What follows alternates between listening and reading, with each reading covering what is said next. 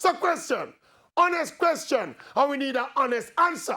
Did Manchester United play true to form in losing to Manchester City in the EPL today?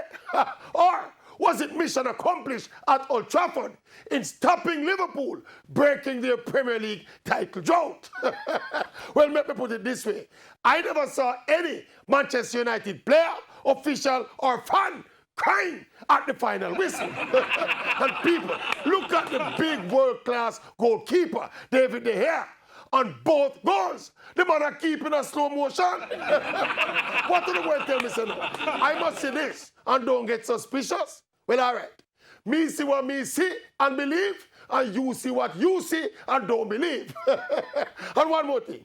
In the first half, when you see Man United a run and a go on like them a play hard and a try beat City and Real Tay, one half is not a game. What happened in the second half? And for those who don't understand the history, instead of doing anything to help Liverpool win title number 19, which will be just one short of United's 20 titles, Manchester United would have preferred lose to City, finish in mid-table, and go play Europa League than help Liverpool. We see what I want. We must understand these things. And we can't stand up one. We see what I want. We see everything.